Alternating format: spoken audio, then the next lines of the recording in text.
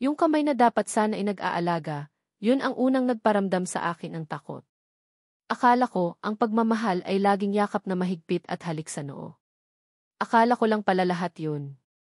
Dahil ang unang "i-mahal kita" na narinig ko ay galing sa bibig na kasabay ding bumubulong ng mga salitang dumudurog sa mura kong puso. Madilim. Yan ang laging naaalala ko sa kwarto ni Tito Boy. Amoy alak at yosi, minsan may kasamang amoy ng kung anong kemikal na hindi ko maintindihan. Bata pa ako noon, siguro mga 7. 8. Hindi ko na matandaan. Ang alam ko lang, tuwing bibisita kami kina Lola, o tuwing sila ang pupunta sa bahay, kasama ang takot. Para siyang anino na laging nakasunod. Halika rito, Gina, sabi niya, yung ngiti niya, parang ngiti ng demonyo sa comics na binabasa ni Kuya. May ibibigay ako sa'yo. Tapos, hihilahin niya ako papasok sa kwarto niyang yun. Minsan, may candy. Minsan, may lumang laruan. Pero laging may kasunod. Laging may haplos na hindi tama, may mga tingin na bumabastos sa pagkabata ko. Huwag kang maingay, ha, bulong niya, yung hininga niyang amoy beer, dumadampi sa pisngi ko. Secret lang natin to, pag sinabi mo kay mama mo, magagalit sila sa'yo. At ako naman, si tanga, naniwala. Sino ba namang 7 anyos ang hindi matatakot sa ganoong banta? Ang hirap huminga sa loob ng kwartong iyon. Pakiramdam ko, pati yung mga dingding nakatingin ng huhusga pero walang ginagawa. Ilang beses kong sinubukang sumigaw sa isip ko, Mama. Tulong! Pero walang boses na lumalabas. Parang may bumabara sa lalamunan ko. Ang tanging naririnig ko lang ay yung kabog ng dibdib ko, sobrang lakas, parang gustong kumawala. Hanggang sa isang araw, hindi ko na kinaya. Nasira yung paborito kong manika, yung bigay pa ni Papa bago siya nag-abroad. Itinapon ni Tito Boy sa pader dahil di ang ingay-ingay ko raw umiyak. That was the last straw. That night, habang tulog ang lahat, kinuha ko yung maliit kong bag, nilagay yung natitirang damit at yung basag na manika. Tapos, tumakbo ako. Ewan ko saan ako pupunta, basta palayo sa bahay na yon, palayo sa kanya. Natagpuan ako ni Mama sa may waiting shed malapit sa palengke, nanginginig sa takot at ginaw. Hindi na ako binalik ni Mama sa bahay ni Lola. Pero yung peklat, hindi lang sa manika ko naiwan. Nabaon sa puso ko, sa isip ko. Naging parte na ng pagkatao ko. Kaya siguro nung dumating si Marco sa buhay ko, parang nasilaw ako. He was everything Tito Boy wasn't. Mabait, may respeto, at higit sa lahat, he made me feel safe. O iyon ang akala ko. We married young. Ako, 20 anyos. Siya, 22. Gusto ko nang makatakas. Makatakas sa anino ng kahapon, sa mga bulong ng nakaraan. Ang kasal, para sa akin, ay hindi lang seremonya. It was the escape route. Our life wasn't a fairy tale. Simple lang. Si Marco, construction worker. Ako, nagtitinda-tinda online, minsan tumutulong sa talyer ng kaibigan namin. We had Kiel. Our little boy. Siya yung naging araw sa madilim kong mundo. Pag tinitingnan ko siya, parang nabubura lahat ng sakit. Para sa kanya, kakayanin ko lahat. Pero parang hindi para sa akin ang gibig. God, bakit tibig? Good things. Parang laging may expiration date ang saya ko. Isang gabi, umuwi si Marco galing sa isang out-of-town project. He was tired, pero he still managed to smile at me and Kiel. May pasalubong ako sa inyo, sabi niya, tapos hinalikan niya kami. Yun na pala yung huli. Kinabukasan, tumawag yung kumpare niya. Mer, si Marco na aksidente. Yung mundo ko, gumuho. For the second time. Or maybe, pang-ilan na ba? Hindi ko na mabilang. Sa burol ni Marco, nakatayo lang ako sa tabi ng kabaong niya, hawak ang kamay ni Kiel. Ang daming tao. Mga kaibigan, kamag-anak, mga katrabaho niya. Lahat sila umiiyak o kaya'y mailungkot sa mga mata. Ako. Wala. Walang luhang pumapatak. Hindi dahil hindi ko siya mahal. Mahal na mahal ko si Marco. Siya yung nagbigay sa akin ng pamilyang hindi ko naranasan. Pero parang naubos na yata lahat ng luha ko sa mga nakaraang taon. O baka manhid na lang talaga ako. Si Kiel, 10 taong gulang pa lang, pero parang naiintindihan niya na wala na ang papa niya. Tahimik lang siya, nakayakap sa binti ko. Paminsan-minsan, titingala sa akin tapos sa kabaong. Hindi siya nagtatanong. Siguro, nararamdaman niya yung bigat sa dibdib ko, yung bigat na hindi ko mailabas. Condolence, Gina, sabi ng isa sa mga tita ni Marco, humahagulgol pa. Tumango lang ako. Ano pa bang sasabihin ko? Thank you for coming. Ang plastic pakinggan. Nung matapos ang libing, parang nabunutan ako ng tinik, pero kasabay noon, parang may kung anong malaking bakal ang pumulupot sa puso ko. Ang bigat. Pauwi kami sa maliit naming apartment, tahimik lang kami ni Kiel. Alam kong kailangan kong maging matatag para sa kanya. Pero paano?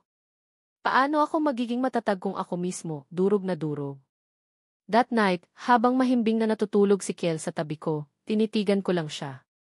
Ang inosente ng mukha niya, walang bahid ng hirap ng mundo. Paano ko sasabihin sa kanya na ang mundong ito, minsan, sobrang lupit? Na minsan, kahit anong kabutihan ang gawin mo, masasaktan ka pa rin. Pinunasan ko yung luhang pumatak nang hindi ko namamalayan. Sabi ko, wala na akong luha. Meron pa pala. Siguro, para kay Kiel. Kinabukasan, pagkatapos kong ihatid si Kiel sa school, umupo ako sa maliit naming sala. Tumingin ako sa paligid. Ang bawat sulok ng apartment, may alaala ni Marco. Yung upuan kung saan siya laging umuupo pagkatapos ng trabaho, yung mug na paborito niyang gamitin sa kape, kahit yung amoy ng unan niya na naiwan sa kama. Everything screamed his name. Ang sakit. Sobrang sakit. Parang tinutusok ng libu-libong karayom ang puso ko. Hindi pwedeng ganito. Hindi pwedeng manatili kami dito. Sa bawat araw nagigising kami sa lugar na to, lalo lang kaming malulunod sa lungkot. Kailangan naming umalis. Kailangan namin ng bagong simula. Naalala ko yung kwento ni Marco tungkol sa isang probinsya sa timog. Isla del Rosario. Maliit na bayan daw, tahimik, maganda ang dagat. Doon daw siya lumaki bago napadpad sa Maynila. Balang araw, Gina, sabi niya minsan, pag nakaipon tayo, doon tayo titira. Simple lang ang buhay doon. Malayo sa gulo. Hindi na kami nakaipon. Pero siguro, ito na yung kibalang araw na sinasabi niya. Isang desisyon na kailangan kong gawin, hindi lang para sa sarili ko, kundi para kay Kiel. Nag-empake ako ng mga gamit namin. Yung mga damit, ilang gamit sa kusina, yung mga laruan ni Kiel. Yung mga alaala ni Marco, maingat kong itinupi at inilagay sa isang kahon. Hindi ko kayang itapon. Pero hindi ko rin kayang araw-araw na makita. Mama, saan po tayo pupunta? Tanong ni Kiel nang makita niya yung mga bagahe namin. Lumuhod ako para magpantay kami. Hinawakan ko ang mga kamay niya. Anak, pupunta tayo sa isang bagong lugar. Maganda doon, sabi ng papa mo. May dagat. Nakita ko yung kislap sa mga mata niya. Talaga po? Makakakita ako ng isda? Anak. Maraming isda. Umiti ako, pilit. Kahit papaano, nabawasan yung bigat sa dibdib ko nang makita ko yung excitement niya. Kinabukasan, madaling araw pa lang, umalis na kami. Isinara ko ang pinto ng apartment namin, at kasabay noon, parang isinara ko na rin ang isang kabanata ng buhay ko. Sumakay kami ng bus. Habang papalayo kami sa Maynila, nakatingin lang ako sa labas ng bintana. Ang mga gusali, unti-unting napapalitan ng mga puno. Ang ingay ng syudad, napapalitan ng huni ng mga ibon. Hawak ko ang kamay ni Kiel, mahigpit. Siya na lang ang meron ako. At gagawin ko ang lahat para mabigyan siya ng buhay na mas maganda kaysa sa naranasan ko. Papunta kami sa Isla del Rosario. Papunta kami sa bagong pag-asa. Kahit nasa kaibuturan ng puso ko, may takot. Takot sa hindi pamilyar. Takot na baka maulit lang ang nakaraan. Pero kailangan kong subukan. Para kay Kiel. Para kay Kiel. Para sa aming dalawa. Ang biyahe ay mahaba at nakakapagod. Nung una, panay pa ang tanong ni Kiel tungkol sa mga nakikita niya sa daan. Mama, ano iyon? Turo niya sa isang kalabaw na nanginginain sa bukid. Mama, malayo pa ba tayo? Pero kalaunan, napagod din siya at nakatulog sa balikat ko. Habang tulog siya, Doon lang ako nagkaroon ng pagkakataong pagmasdan ulit ang sarili ko sa salamin ng bintana ng bus. Ang mga mata ko may maitim na bilog sa ilalim, tanda ng mga gabing walang tulog. Ang buhok ko medyo magulo na. Pero sa kabila ng lahat, may determinasyon sa mukha ko. Isang determinasyong hindi ko alam kung saan nanggagaling pero nandyan. Siguro, ito yung tinatawag nilang mother's instinct. Yung kakayahang bumangon kahit gaano pa kasakit ang pagkakadapa para sa anak mo. Nang magising si Kel, malapit na raw kami. Tanaw na namin mula sa bintana ng bus ang asul na dagat. Napangiti siya. Wow, mama! Ang ganda! Bumaba kami sa terminal ng Isla del Rosario. Isang maliit na bayan nga, tulad ng sinabi ni Marco. Simple lang ang mga bahay, karamihan gawa sa kahoy. Ang hangin, sariwa, amoy dagat. Ang mga tao, nakangiti. Ibang-iba sa Maynila. Parang mas mabagal ang takbo ng oras dito. Nagtanong-tanong kami kung saan pwedeng umupa ng maliit na bahay. Itinuro kami ng isang tricycle driver sa isang lugar malapit sa tabing dagat. Isang maliit na bahay na gawa sa kawayan at nipa, pero malinis tingnan. May maliit na bakuran sa harap. Perfect. Dito na tayo, anak, tanong ko kay Kel, na agad namang tumakbo papunta sa dalampasigan. Opo, mama. Gusto ko dito, sigaw niya, habang pinupulot ang mga kabibe. Napangiti ako. This time, totoo na. Walang pilit. Paggabi na nang matapos kaming mag-ayos ng gamit. Simple lang ang hapunan namin, kanin at pritong isda na nabili ko sa palengke kanina. Habang kumakain kami sa maliit naming mesa, nakatingin lang ako kay Kel. He seemed happy. At yun ang importante. Pagkatapos naming kumain, lumabas kami sa dalampasigan. Umupo kami sa buhangin, pinapanood ang paglubog ng araw. Ang ganda ng langit, parang pinintahan ng kulay kahel, rosas, at lila. Mama, sabi ni Kel, sumandal sa akin.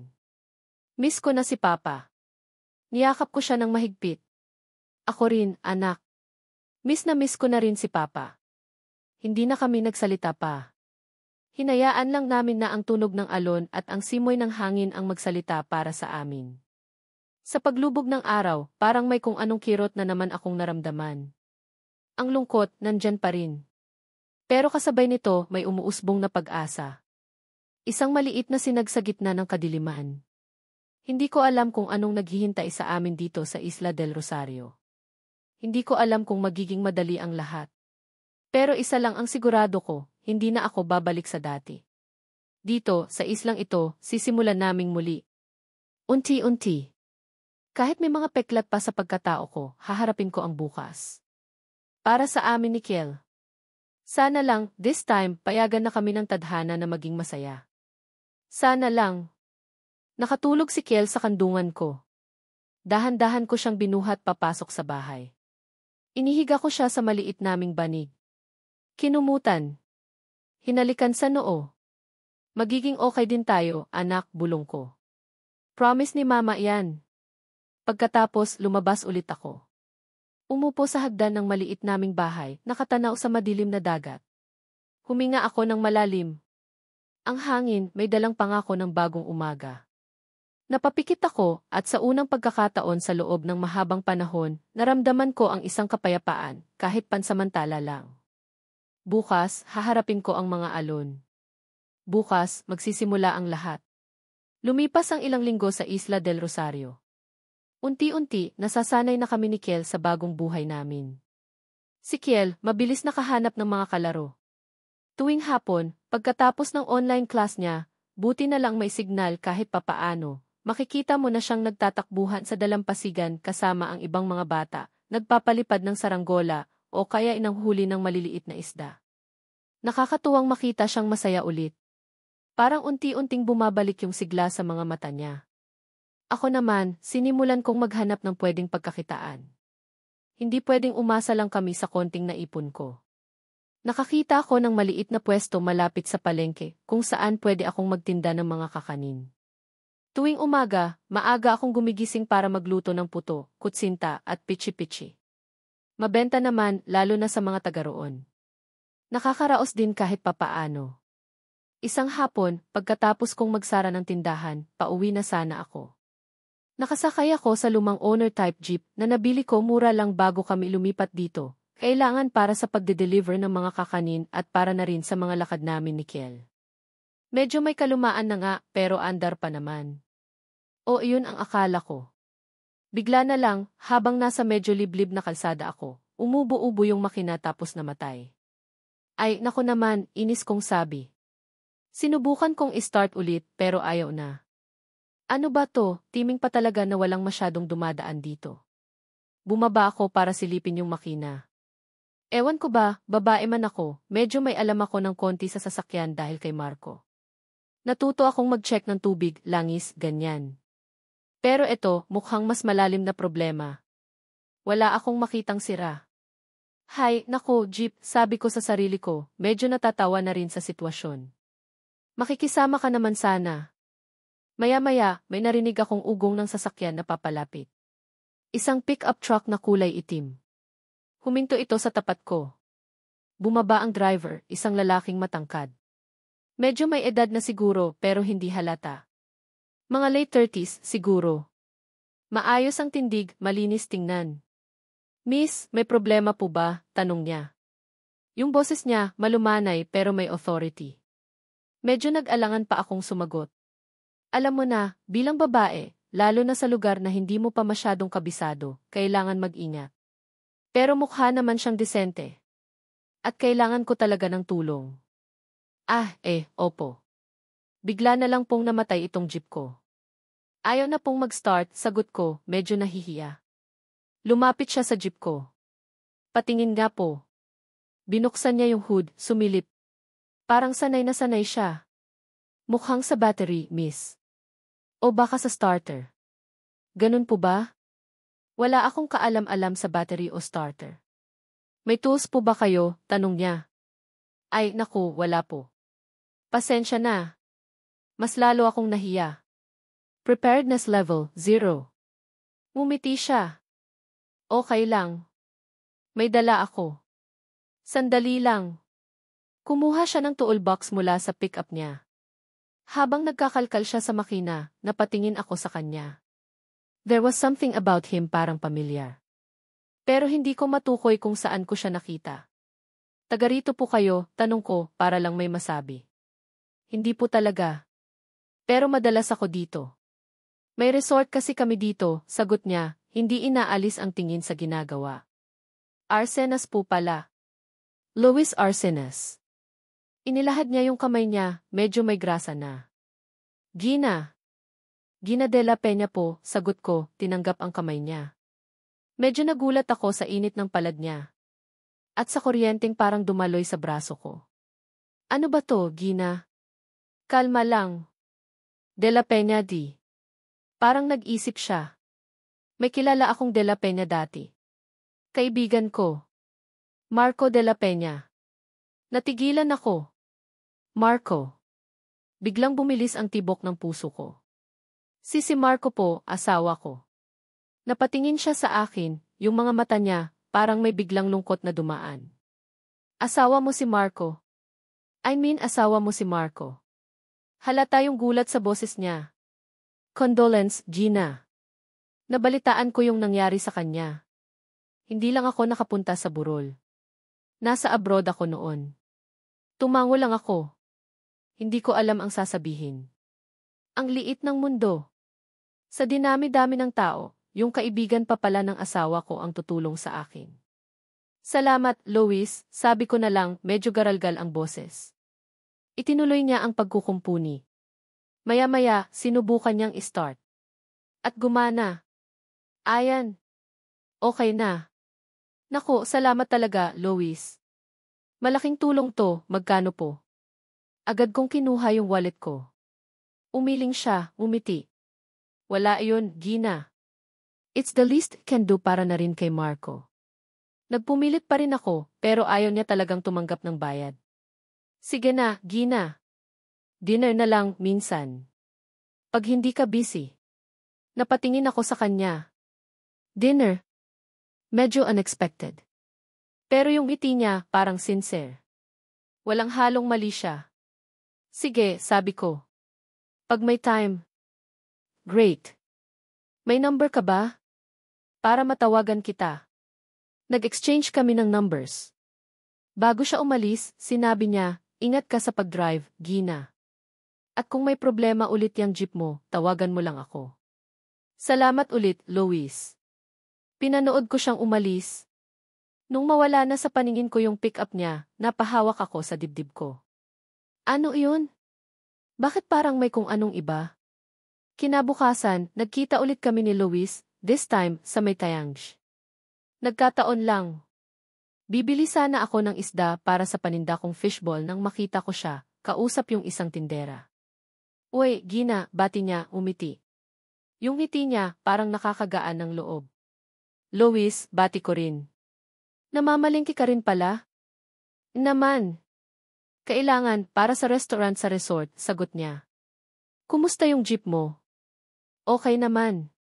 Hindi na nagloko, sabi ko, napangiti. Nagkwentuhan kami ng sandali. Tungkol sa Isla del Rosario, sa mga tao, sa buhay probinsya. He was easy to talk to, walang ere, kahit halatang may kaya siya sa buhay. Nalaman ko na matagal na pala silang may resort dito, pero mas madalas siya sa Maynila para sa ibang business niya. At biyudo na rin pala siya. Namatay ang asawa niya sa sakit ilang taon na ang nakakaraan. Minsan, ang buhay, parang roller coaster, no, sabi niya, nakatingin sa malayo. Minsan nasa taas ka, minsan nasa baba. Tumango ako. Alam ko ang pakiramdam na iyan. Nagkatinginan kami. Parang may unspoken understanding sa pagitan namin. Pareho kaming may pinagdaanan. Pareho kaming may bitbit na lungkot. Alam mo, Gina, sabi niya bago kami maghiwalay. Yung asawa mo, si Marco, he was a good man. Minsan, nag-iinuman kami noon. Puro kwento niya, ikaw at si Kiel. Napangiti ako, this time, a genuine smile. Yung ngiting matagal nang hindi lumalabas sa mga labi ko. Talaga? Mahal na mahal ka nun, sabi ni Lois, tapos kindat. Kaya nga siguro parang may something sa'yo na nakaka-attract. Yung tapang mo, kahit halatang marami kang pinagdaanan. Medyo namula yata ako. Ano ka ba, Lois? Binobola mo naman ako. Hindi, Totoo yun, sabi niya, seryoso na. Sige, una na ako, Gina. See you around. See you, Lois. Habang naglalakad ako pa uwi, dalada ang mga pinamili ko, hindi ko maiwasang isipin si Lois. Yung mga sinabi niya. Yung tingin niya. Kilig. Ewan. Parang ang tagal ko nang hindi naramdaman iyon. Siguro dahil sa tagal kong naging manhid. O baka naman, takot lang akong umasa ulit. Pero hindi ko maikakaila, may kung anong magaan sa pakiramdam ko pagkatapos naming mag-usap. Parang may kaunting saya. Isang maliit na spark sa gitna ng madilim kong mundo. Pagdating ko sa bahay, nadatnan ko si Kiel na naglalaro sa labas. Mama! May naghahanap po sa inyo kanina, sigaw niya. Sino, anak? Hindi ko po kilala. Lalaki po. Matangkad. May dalang bulaklak. Bulaklak. Kumunot ang noo ko. Sino naman kaya iyon? Wala naman akong ibang kakilala dito bukod sa mga suki ko sa palengke. Hindi kaya si Lois? Pero bakit naman siya magbibigay ng bulaklak? Pumasok ako sa loob ng bahay. Nakita ko sa maliit naming mesa ang isang maliit na bouquet ng puting rosas. May kasamang maliit na card. Para sa babaeng kasing tapang ng mga alon, pero kasing ganda ng paglubog ng araw. Lady. Napangiti ako. This time, mas malapad. Hindi ko alam kung anong ibig sabihin nito. Hindi ko alam kung saan to papunta. Pero isa lang ang sigurado ko, this unexpected encounter with Luis Arcenas, it made me feel something. Something I haven't felt in a very, very long time. Pag-asa. Kilig. O baka naman, simula pa lang ito ng panibagong sakit ng ulo. Ewan. Basta ang alam ko, sa gabing yun, bago ako matulog, may ngiti sa mga labi ko. At sa unang pagkakataon, inabangan ko ang pagdating ng bukas, hindi dahil kailangan, kundi dahil gusto ko. Ano kaya ang susunod na mangyayari? This is getting interesting. Pero at the same time, nakakatakot. Puso, behave ka lang, ha? Huwag masyadong assuming. Lumipas pa ang mga araw at parang naging regular na ang pagkikita namin ni Luis. Minsan, nagkakataon na sabay kami sa palengke. Minsan, dadaan siya sa tapat ng pwesto ko, bibili ng kakanin tapos makikipagkwentuhan ng sandali. May mga pagkakataon ding nagte-text siya, nangangamusta lang. O kaya ay nagtatanong kung ano raw ang pwedeng pasyalan dito sa Isla del Rosario na hindi pa niya napupuntahan kahit na parang kabisado na niya ang buong isla. Palusot, Hindi ko alam kung anong label ng T kung anuman meron kami. Friends? Acquaintances? Something in between. Basta, ang alam ko, I enjoyed his company. He was different. Iba sa lahat ng lalaking nakilala ko. Maliban kay Marco, of course. Pero iba pa rin si Luis. May sense of humor siya na benta sa akin. At higit sa lahat, he respected DV space. Hindi siya mapilit. Hindi siya demanding. Isang hapon, habang nagliligpit ako ng paninda ko, dumating si Luis. May dala siyang bisikleta. Bagong-bago. Para kanino yan, tanong ko, medyo nagtataka. Para kay Kiel, sabi niya, nakangiti. Nakita ko kasi siyang laging nakatingin sa mga batang nagbabike. Naisip ko, baka gusto niya rin. Napatanga ako. Luis, nako, hindi mo naman kailangang gawin to, nakakahiya. Mahal sigurado yung bisikletang yan. Ano ka ba, Gina? Maliit na bagay, sabi niya. Besides, birthday gift ko na rin sa kanya. Advance lang. Hindi ko alam kung anong sasabihin ko. Natouch ako sa gesture niya. Hindi lang sa akin siya mabait, pati na rin kay Kiel. Sakto namang dumating si Kiel galing sa paglalaro. Nanlaki ang mga mata niya nang makita yung bisikleta. Wow! Ang ganda! Para sa akin po yan, Tito Luis. Kiel. Happy birthday, sabi ni Luis, ginulo ang buhok ni Kiel. Pero hindi ko pa po birthday, sabi ni Kiel, pero halatang tuwang-tuwa. Advance gift nga, di ba, sabi ko, napangiti na rin. Agad na sinubukang sakyan ni Kiel yung bisikleta. Medyo hirap pa siya nung una, pero tinulungan siya ni Luis. Inalalayan. Tinuruan kung paano magbalanse. Ako naman, nakaupo lang sa isang tabi, pinapanood sila. Mula sa kinaupuan ko, kitang-kita ko kung gaano kapasensyoso si Luis kay Kiel. Kung paano niya ito kausapin, kung paano niya ito turuan. Parang eksena sa isang pelikula. Isang pamilya na masayang naglalaro sa park. Bigla may kumirot sa puso ko. Isang pamilya. Isang bagay na matagal ko nang pinapangarap pero parang laging ipinagkakait sa akin. Nakita kong natumba si Kiel. Agad siyang nilapitan ni Luis, tinulungang tumayo.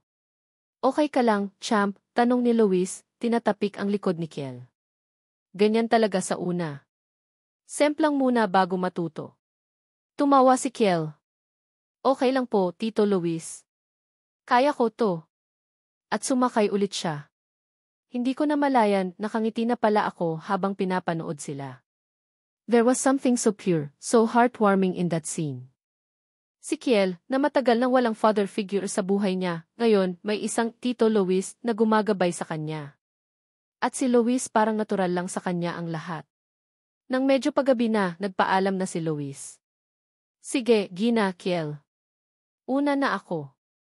May aasikasuhin pa ako sa resort. Salamat po ulit, Tito Luis, sabi ni Kiel, yakap-yakap pa rin yung bisikleta.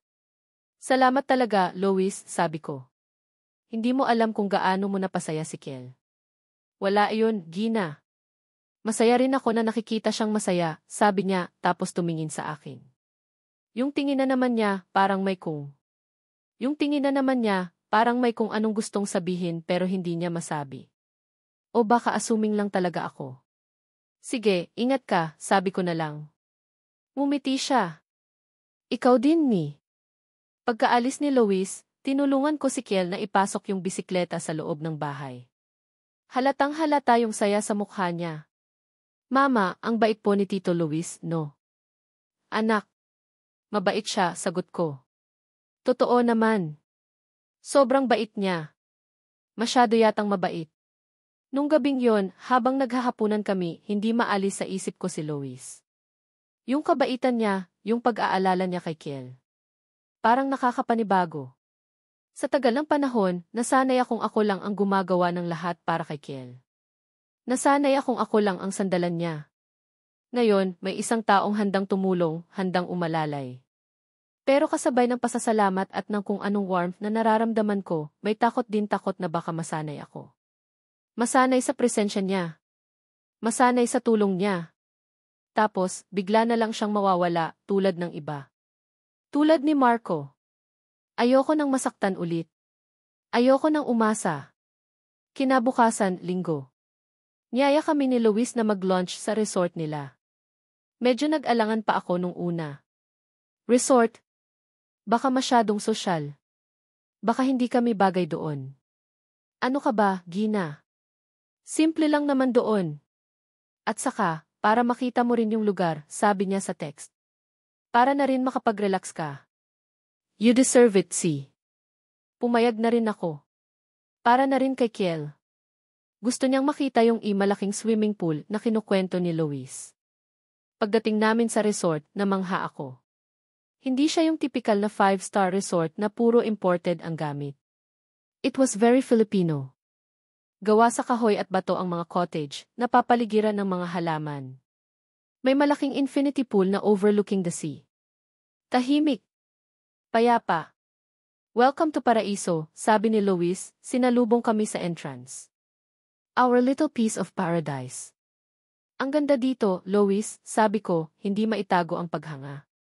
Mama, swimming na tayo, excited na sabi ni Kiel. Tumawa si Luis. CJ, Kiel. Pwede kang mag-swimming mamaya. Lunch muna tayo. Dinala niya kami sa restaurant ng resort. Maliit lang, open air, tanaw ang dagat. Kami lang ang tao noon. Special treatment ba to? Pabiro kong tanong. Sort of, sabi ni Luis, kumindat. I wanted you to have some peace and quiet.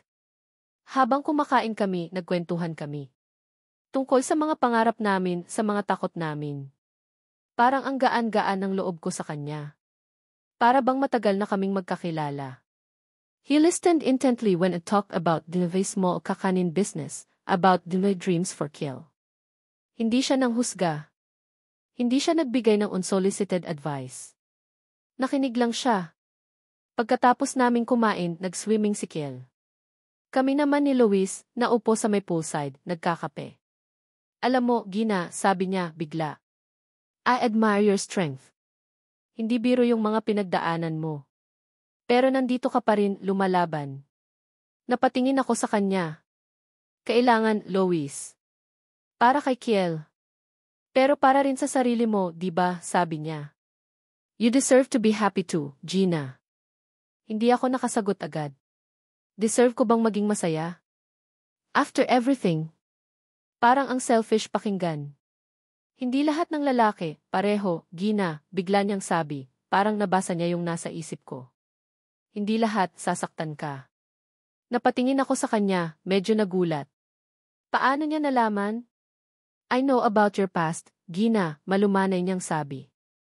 Nabanggit sa akin ni Marco noon, yung tungkol sa tito mo. Parang biglang nanlamig ang buong katawan ko. Alam niya. Alam niya yung pinakamadilim na sikreto ko. Yung kahihiyan na pilit kong itinatago. Gusto kong tumakbo. Gusto kong magtago. Paano mo nalaman, na utal kong tanong. Hindi importante kung paano ko nalaman, Gina, sabi niya. Ang importante, naiintindihan kita. At hindi kita husgahan. Tumayo ako. Parang hindi ko na kaya. Kailangan ko nang umuwi, Luis. Pasensya na. Gina, wait, sabi niya, tumayo rin. Akmang hahawakan niya ako sa braso, pero umatras ako. Wag, sigaw ko, medyo malakas. Napatingin sa amin si Kiel mula sa pool. Wag mo akong hahawakan. Nakita ko yung gulat sa mukha ni Luis. At sakit. Parang nasaktan ko siya. Pero mas nangingibabaw yung takot ko. Yung takot na baka maulit na naman ang lahat. Yung takot na baka isa lang siyang pain, isang bitag. I'm sorry, Luis, sabi ko, nanginginig ang boses. Pero hindi ko pa kaya. Kinuha ko si Kiel mula sa pool, hindi na nagpaliwanag. Mabilis kaming umalis, iniwan si Luis na nakatayo doon, litong-lito. Habang nasa tricycle kami pauwi, umiiyak ako. Umiiyak sa galit, sa takot, sa hiya. Bakit ba ganito? Bakit ba ang hirap magtiwala? Bakit ba sa tuwing may isang taong nagpapakita ng kabutihan, ang una kong naiisip may kapalit? May masamang intensyon? Si Kiel, tahimik lang sa tabi ko. Hinawakan niya ang kamay ko. Mama, okay lang po kayo. Pinunasan ko ang mga luha ko. Okay lang si Mama, anak. Medyo napuwing lang. Sinungaling. Pagdating namin sa bahay, dumiretso ako sa kwarto. Humiga ako sa kama, niyakap ang unan. Ang gulo-gulo ng isip ko. Ang bigat-bigat ng dibdib ko. Bakit ba ako nag-react ng ganun? Mabait naman si Lois. Wala naman siyang ginagawang masama. Pero yung simpleng paghawak niya, parang nag-trigger ng kung anong trauma sa akin. Parang bumalik lahat ng alaala ni Tito Boy. Lahat ng sakit. Lahat ng takot. Hindi lahat ng lalaki ay pareho. Paulit-ulit na nag-replay sa isip ko yung sinabi ni Lois. Totoo kaya? Paano kung totoo nga? Paano kung pinakawalan ko ang isang taong pwedeng maging mabuti sa akin dahil lang sa mga multo ng nakaraan? Pero paano kung hindi? Paano kung isa lang siyang magaling na aktor? Paano kung sa huli sasaktan niya rin ako? Hindi ko alam. Ang alam ko lang, nasaktan ko si Lois. At nasaktan ko ang sarili ko. Hay, Gina. Ang gulo mo. Kailan ka ba matututong magtiwala ulit? Kailan ka ba bibitaw sa nakaraan? Yung araw na dapat sana'y masaya, na uwi sa lungkot at pagkalito. At sa takot. Takot na baka tama nga siya. Baka hindi lahat ng lalaki ay pareho. Pero mas takot ako na baka pare-pareho lang sila. Lumipas ang ilang araw pagkatapos ng insidente sa resort. Hindi na nagparamdam si Lois. Walang text, walang tawag, walang i-aksidenteng pagkikita sa palengke. Parang bula siyang naglaho. At aaminin ko, kahit papaano may kirot. May parte sa akin na umaasang susubukan niya pa rin, na ipipilit niya. Pero may parte rin na nagsasabing, buti nga. Para matahimik ka na. Pero hindi ako matahimik. Gabi-gabi, bago matulog, paulit-ulit na naglalaro sa isip ko yung nangyari. Yung gulat sa mukha ni Lois. Yung sakit. At yung mga salita niya, hindi lahat ng lalaki ay pareho, Gina. Isang gabi, habang nag-aayos ako ng mga damit sa aparador, nahulog ang isang maliit na kahon. Yung kahon kung saan ko itinago ang mga gamit ni Marco. Kinuha ko ito, binuksan. Nandoon ang mga lumang litrato namin, yung mga love letters niya noong nanliligaw pa lang siya, yung paborito niyang relo. At sa ilalim ng lahat ng yon, may isang maliit, kupas na litrato. Ako, mga 10 taong gulang, nakangiti, pero kitang-kita sa mga mata ko yung takot. Katabi ko si Tito Boy, nakaakbay sa akin, yung ngiti niya, parang demonyo pa rin. Napatitig ako sa litratong iyon. Biglang bumalik lahat. Yung amoy ng kwarto niya. Yung haplos niya. Yung mga banta niya. Parang naririnig ko ulit yung boses niya. Secret lang natin to, Gina. Napaupo ako sa sahig, nanginginig. Bakit ba hanggang ngayon, ang lakas pa rin ang epekto niya sa akin? Bakit ba hanggang ngayon, dala-dala ko pa rin ang bigat ng nakaraan? Tumingin ako sa salamin. Nakita ko ang sarili ko. Isang babaeng pagod na pagod na. Pagod ng magtago. Pagod ng matakot. May peklat sa braso ko. Isang maliit na peklat galing sa paso. Nung minsang pinilit ako ni Tito Boy na basta. Ayoko nang alalahanin. Pero yung peklat na iyon, parang simbolo ng lahat ng sakit na dinanas ko. Isang paalala ng kahinaan ko. Pero hindi lang iyon ang peklat ko. Marami pa. Mga peklat na hindi nakikita ng mata.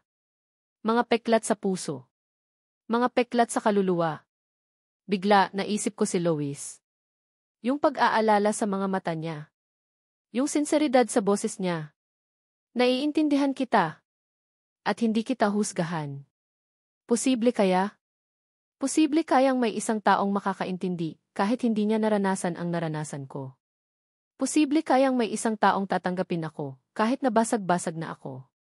Kinuha ko ang cellphone ko. Tinitigan ko ang pangalan ni Lois sa contacts ko. Ilang beses kong pinindot ang call button tapos kinakansela ulit. Anong sasabihin ko? Paano ko sisimulan? Bahala na. Pinindot ko ulit ang call button. This time, hinayaan ko nang mag-ring. 2 ring lang, sumagot siya. Gina. Yung boses niya halatang nagulat. Lois, sabi ko, nanginginig ang boses. Pwede ba tayong mag-usap? Naman, sagot niya agad. Nasaan ka? Pupuntahan kita. Hindi, ako na lang ang pupunta sa'yo. Kung okay lang. CJ. Nasa resort ako ngayon. Sa may cottage ko. Ibinigay niya ang directions. Nagbihis ako. Simpleng t-shirt at pantalon lang. Hindi ko na inayos ang sarili ko. Ayokong magpanggap. Gusto kong makita niya ako kung sino talaga ako. Pagdating ko sa resort, medyo madilim na. Tahimik. Sinalubong ako ng isang staff at itinuro ang cottage ni Lois. Kumatok ako. Binuksan niya ang pinto. Nakasuot lang siya ng simpleng t-shirt at shorts. Medyo magulo pa ang buhok niya. Pero yung mga mata niya, malinaw. At puno ng pag-aalala. Pasok ka, Gina, sabi niya, binuksan ng maluwag ang pinto. Pumasok ako. Maliit lang ang cottage niya, pero maayos. May maliit na sala, isang kwarto, at isang veranda na nakaharap sa dagat. Umupo ako sa sofa. Siya naman, kumuha ng tubig.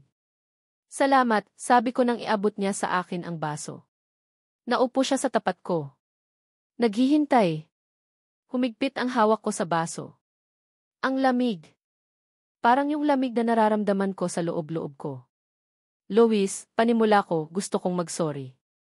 Sa inasal ko nung nakaraan. Hindi ko sinasadya. It's okay, Gina, sabi niya, malumanay. Naiintindihan ko. Hindi mo naiintindihan, sabi ko, napailing. Walang nakakaintindi. Then help me understand, sabi niya. Tell me. Tumingin ako sa kanya. Sa mga mata niya. Nakita ko doon ang sinseridad. Walang panghusga. Walang awa. Kundi purong pag-intindi. Huminga ako ng malalim. This is it, ito na yata yung pagkakataon. Alam mo na yung tungkol kay Tito Boy, di ba? Tanong ko. Tumango siya. Pero hindi mo alam lahat, sabi ko. Hindi mo alam kung gaano katagal. Hindi mo alam kung gaano kasakit. Hindi mo alam kung gaano kadumi. Nagsimula akong magkwento. Mula sa umpisa. Mula sa unang haplos na naramdaman kong mali. Sa mga banta. Sa takot. Sa kahihiyan. Sa galit na hindi ko mailabas. Sa pakiramdam na wala akong kwenta, nakasalanan ko ang lahat. Habang nagsasalita ako, hindi pumapatak ang luha ko. Siguro, naubos na talaga. O baka, manhid na. Ang nararamdaman ko lang ay yung bigat sa dibdib ko, unti-unting nababawasan habang binibitawan ko ang mga salita. Mga salitang matagal kong kinimkim. Mga salitang matagal kong itinago. Si Lois, nakikinig lang. Hindi siya sumasabat. Hindi siya nagtatanong. Nakatingin lang siya sa akin, yung mga mata niya, hindi umaalis sa mukha ko. Para bang bawat salita ko, importante sa kanya.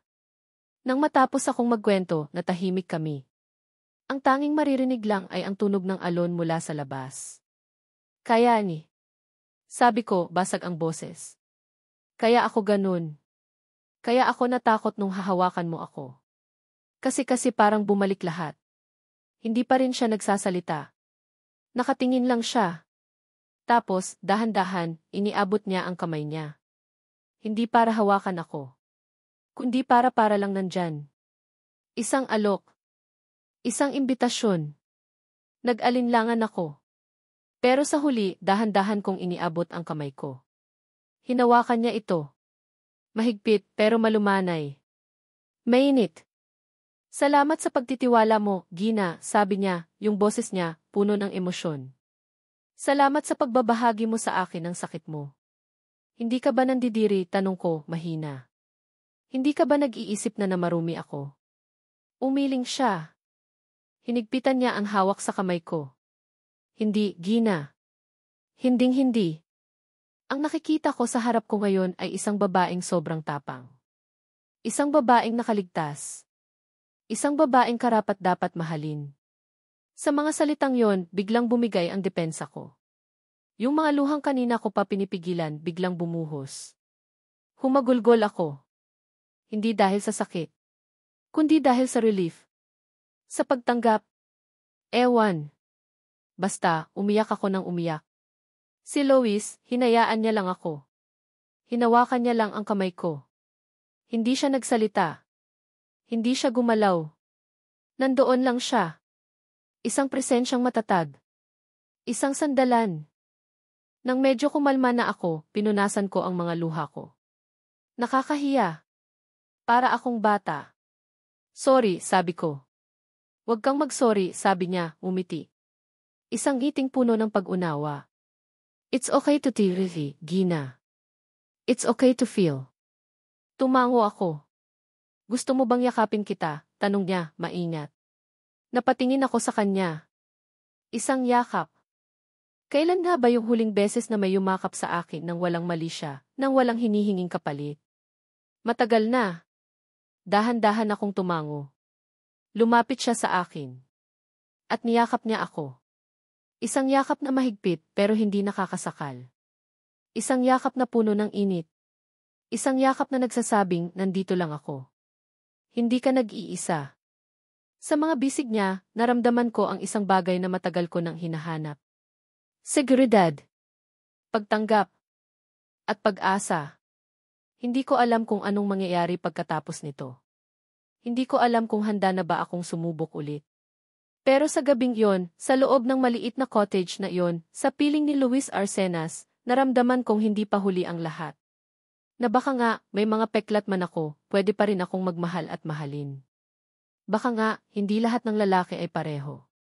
Baka nga, si Luis iba siya.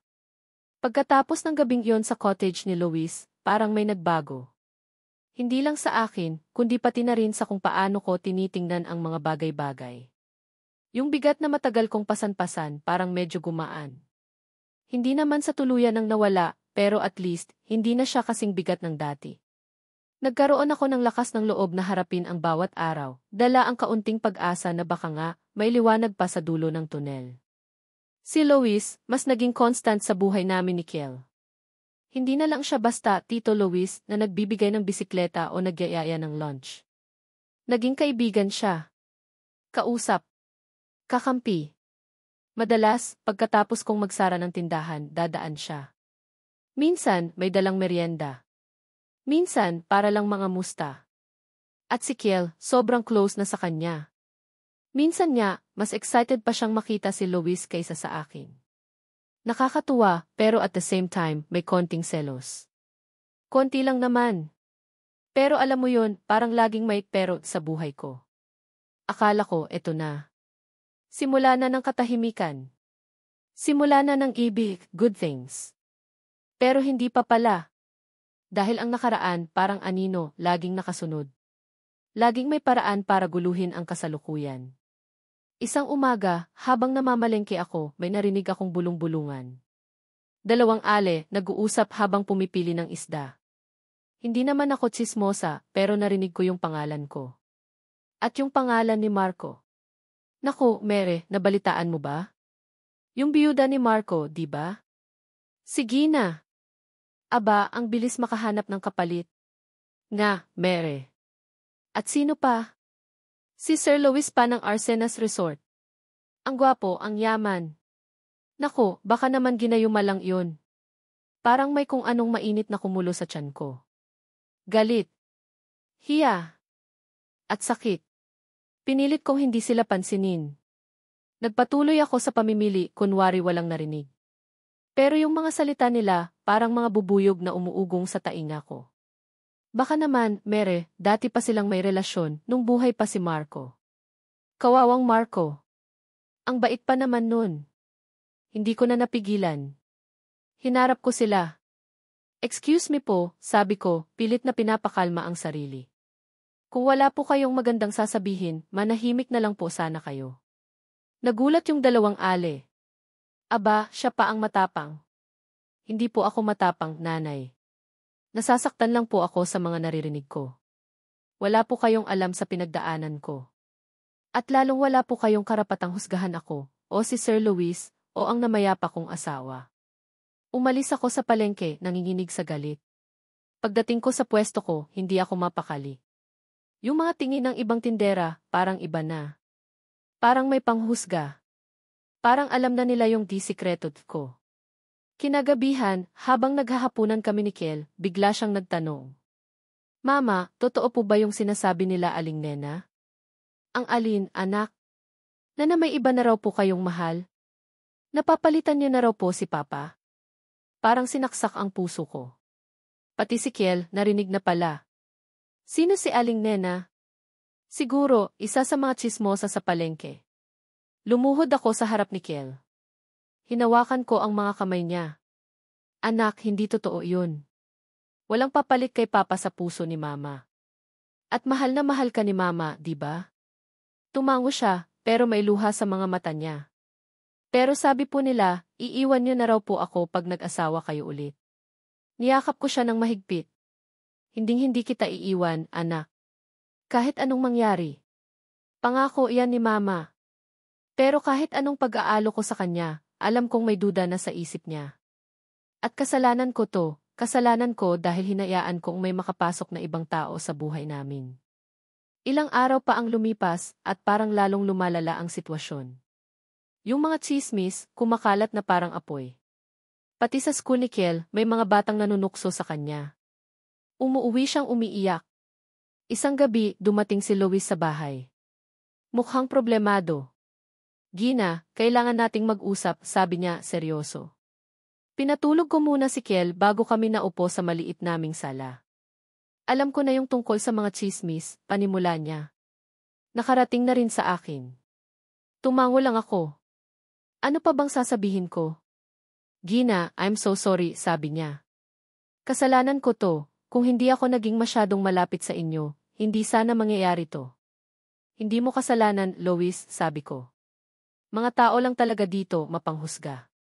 Pero naapektuhan ka. Naapektuhan si Kel, sabi niya, may sakit sa boses. At ayokong mangyari iyon. Huminga siya ng malalim. Siguro, mas mabuti kung lalayo muna ako. Pansamantala lang.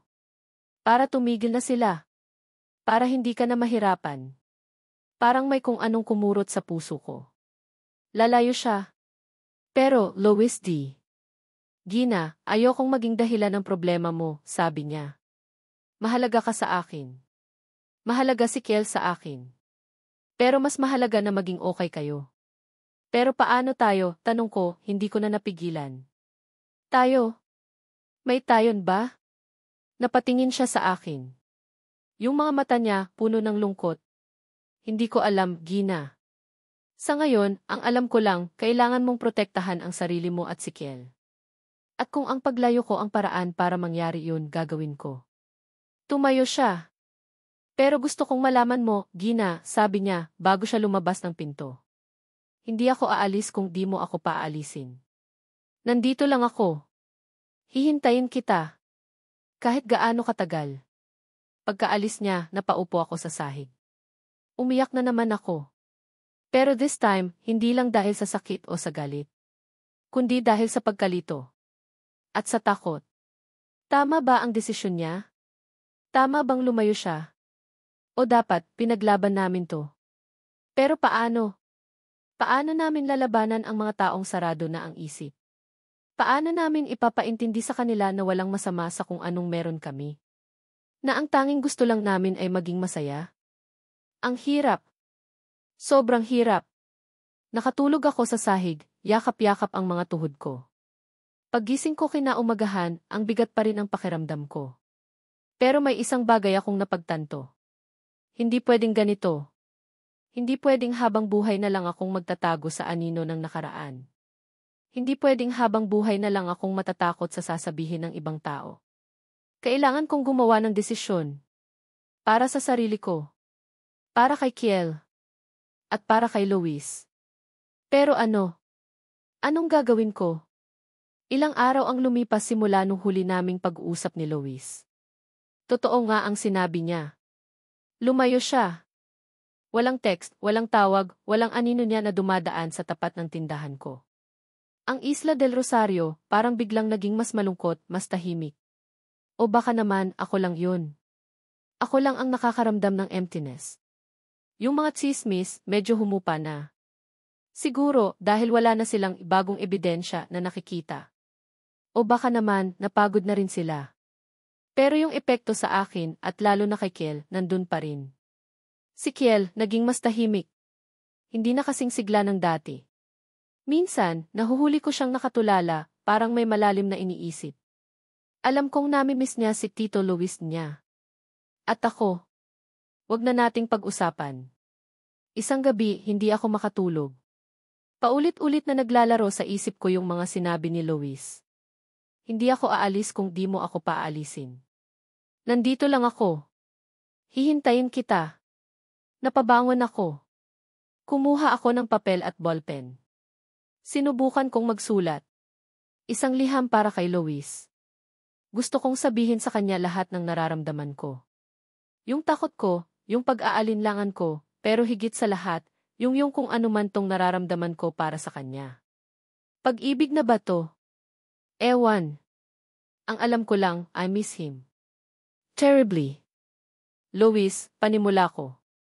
Hindi ko alam kung paano sisimulan to. Ang dami kong gustong sabihin, pero parang naubusan ako ng salita. Siguro dahil natatakot ako. Natatakot akong baka mali na naman tong nararamdaman ko. Natatakot akong baka masaktan lang ulit ako. Pinunit ko yung papel. Ulit. Dear Luis, panibagong simula. Salamat sa lahat. Salamat sa pag-intindi. Salamat sa pagpapasaya kay Kiel. Pero siguro tama ka. Siguro mas mabuting ang lumayo ka na lang. Para matahimik na ang lahat. Pinunit ko ulit. Hindi to ang gusto kong sabihin. Ang duwag ko. Ilang beses pa akong sumubok magsulat, pero wala. Walang lumalabas na tama. Yung puso ko gustong sumigaw. Pero yung isip ko, pinipigilan ako. Sinasabi niya, wag kang tanga, Gina. Matuto ka na. Pero hanggang kailan ako magpapatalo sa takot?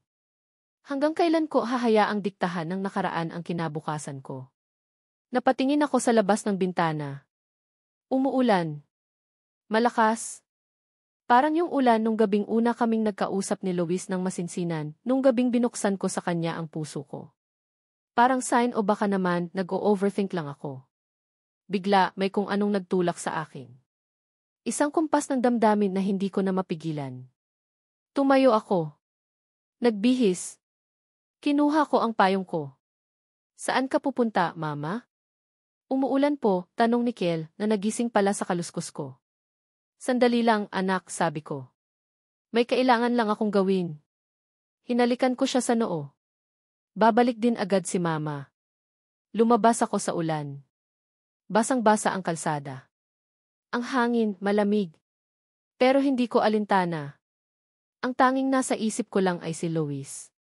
Kailangan ko siyang makita. Kailangan kong sabihin sa kanya ang lahat. Bago pa mahuli ang lahat. Bago pa ako tuluyang lamunin ang takot at pagsisisi. Naglakad ako papunta sa resort. Medyo malayo-layo rin lalo na't umuulan.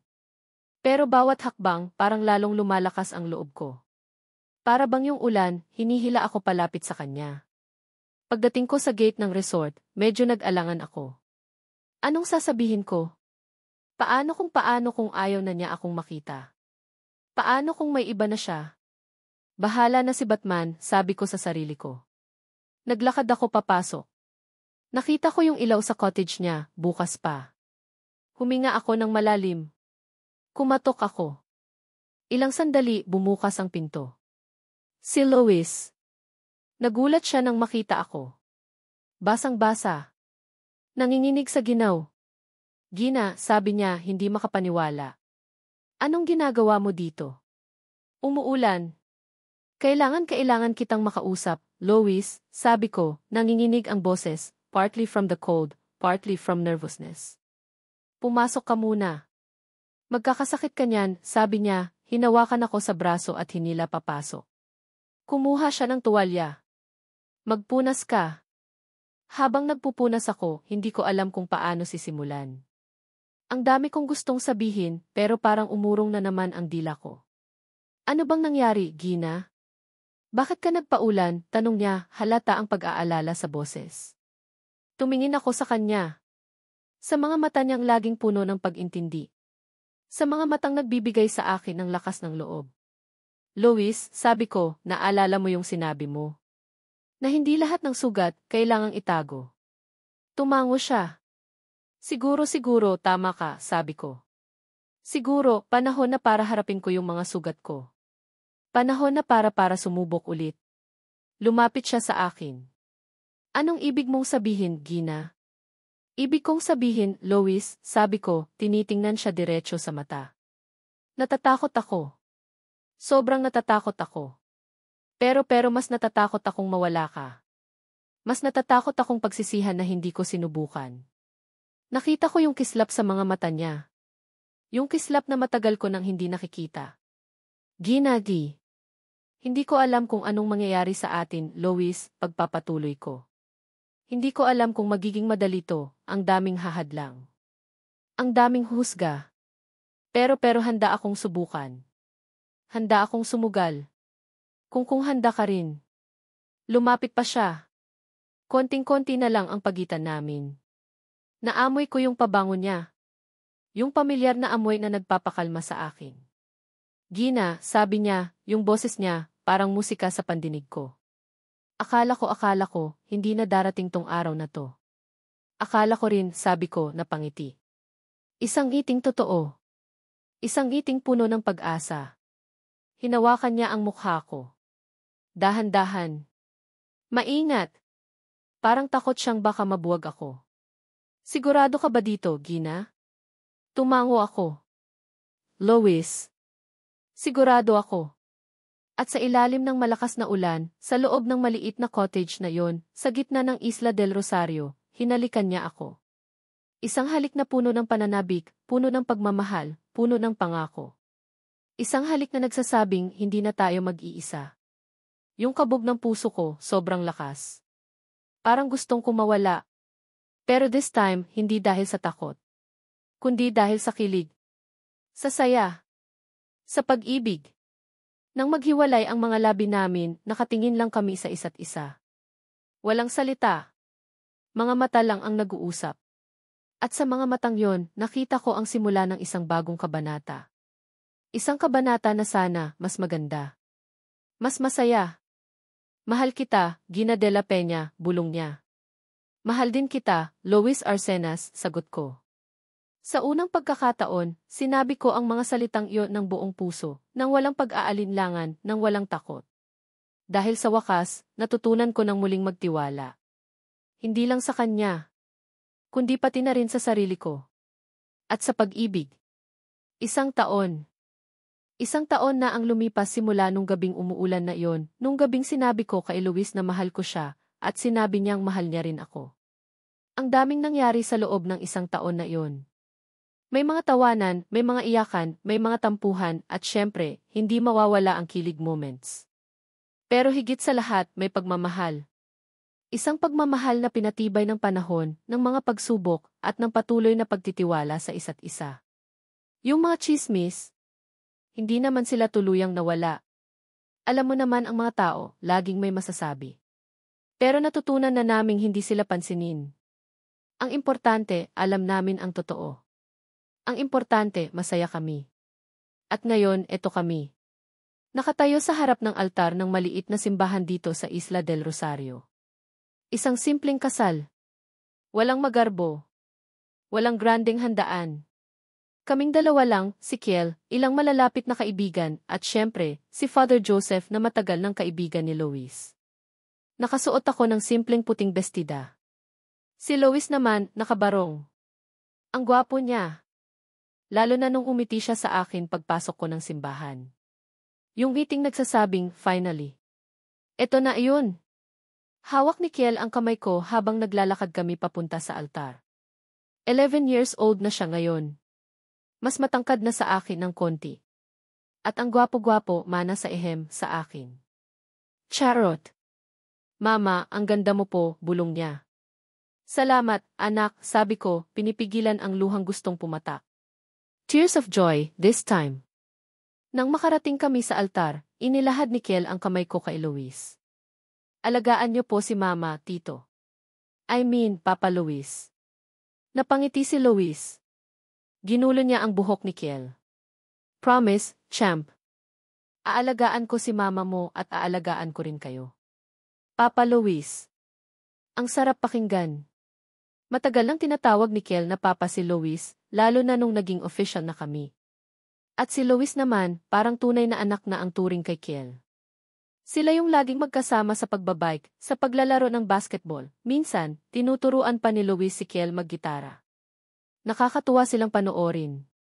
Para silang mag-best friends. Nagsimula na ang seremonya. Simple lang.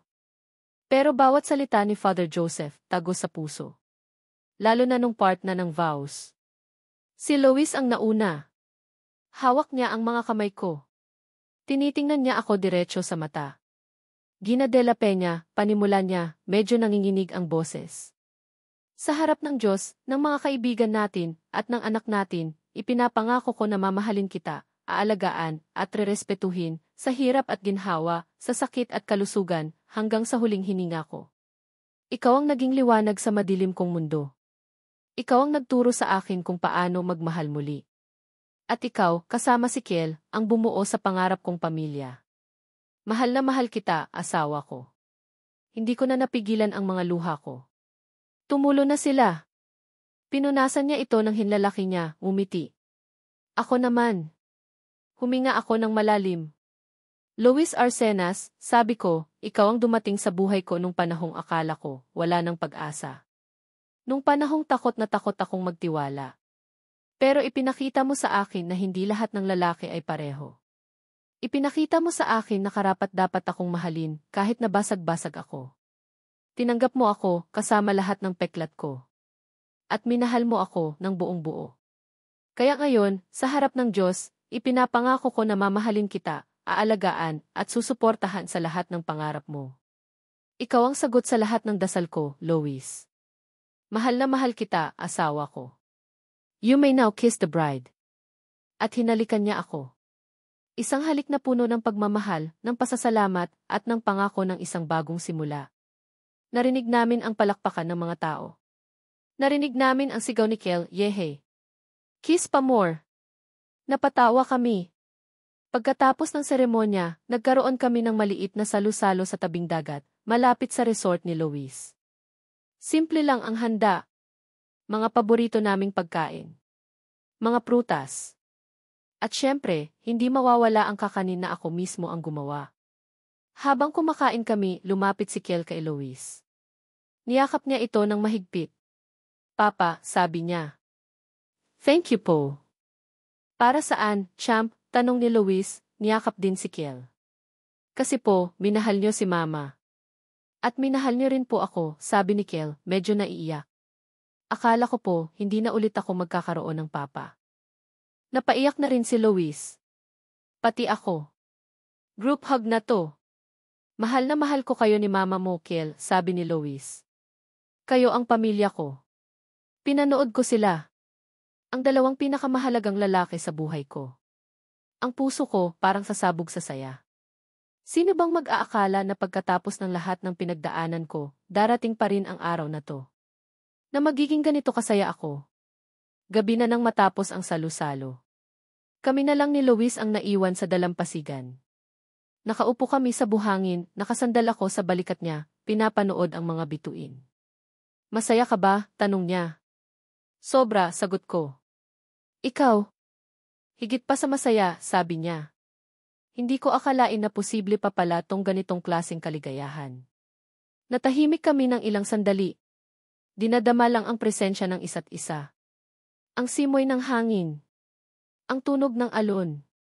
Naaalala mo ba yung unang beses nating nagkita? Tanong ko. Yung nasiraan ako ng jeep. Tumawa siya. Naman. Akala ko nga noon masungit ka. Masungit naman talaga ako noon, sabi ko, tumawa rin. Pero binago mo iyon. Hindi kita binago, Gina, sabi niya. Tinulungan lang kitang makita ulit yung totoong ikaw. Yung babaeng matapang, mapagmahal, at karapat-dapat sa lahat ng magagandang bagay sa mundo. Napangiti ako. Hinigpitan ko ang yakap sa braso niya. Alam mo, Lois, sabi ko, minsan, naiisip ko, paano kung hindi nasira yung jeep ko noon? Paano kung hindi tayo nagkita? Di, sisirain ko ulit yung jeep mo, sabi niya, pabiro. Hanggang sa magkita tayo. Napatawa ako. Loko-loko ka talaga. Mahal kasi kita, sabi niya, seryoso na. Hinalikan niya ako sa noo. Tumingala ako sa langit. Ang daming bituin. Bawat isa, parang kumikindat sa akin, nagsasabing, si. Told you so, di. Hindi perpekto ang buhay namin. Sigurado, marami pa kaming pagdadaan ng pagsubok. Marami pang mga araw na mahihirapan kami. Pero alam ko, hanggat magkasama kami, hanggat hawak namin ang kamay ng isa't isa, kakayanin namin ang lahat. Dahil ang pag-ibig, hindi lang puro kilig at saya. Ito ay tungkol sa pagtanggap, sa pag-unawa, sa pagpapatawad. At higit sa lahat, sa pagtitiwala. Dito sa Isla del Rosario, natagpuan ko hindi lang ang bagong pag-asa, kundi pati na rin ang bagong pamilya. At isang pag-ibig na magpapagaling sa lahat ng sugat ng nakaraan. Napapikit ako. Dinama ko ang init ng yakap ni Lois. Dinama ko ang kapayapaan sa puso ko. Hindi lahat ng kwento ng sugat ay nauwi sa lungkot. Yung sa akin, nauwi sa pag-ibig. At sa isang bagong simula. Mahal kong mga mambabasa. Una sa lahat, mula sa kaibuturan ng puso ko, maraming salamat sa pagsama ninyo sa paglalakbay ni Gina, Lois, at Kiel dito sa isalikod ng kumot.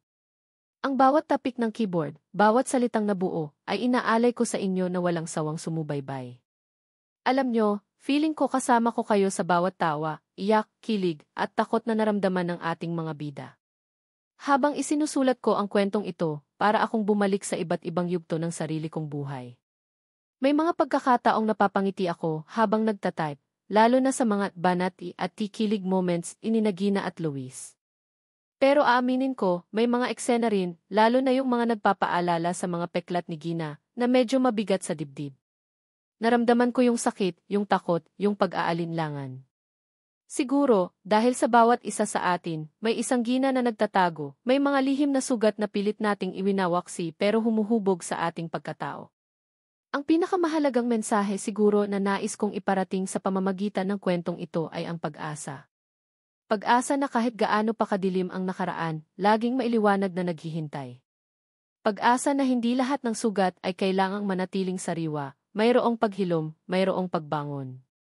At pag-asa na ang tunay na pag-ibig ay hindi lang tungkol sa perpektong simula, kundi sa tapang na sumubok muli, sa tapang na magtiwala, at sa tapang na tanggapin ang lahat ng peklat ng minamahal mo. Isa pa, nais ko ring ipaalala na hindi tayo nag-iisa sa ating mga laban. Minsan, kailangan lang natin ng isang Lois na handang makinig ng walang panghuhusga, isang kaibigang magpapaalala sa atin ng ating halaga, o kahit isang Kiel na magbibigay sa atin ng dahilan para lumaban pa. At higit sa lahat, ang lakas ay madalas nating natatagpuan sa loob mismo natin kapag pinili nating harapin ang ating mga kinatatakutan. Sana, sa pagtatapos ng kwentong ito, may naiwan akong isang munting ngiti sa inyong mga labi, isang mainit na pakiramdam sa inyong mga puso, at marahil, isang bagong pananaw sa mga hamon ng buhay at pag-ibig. Kung nagustuhan nyo ang kwento ni Gina at Lois, huwag po kayong mahiyang i-share ito sa inyong mga kaibigan, kapamilya, o kahit sa inyong mga social media.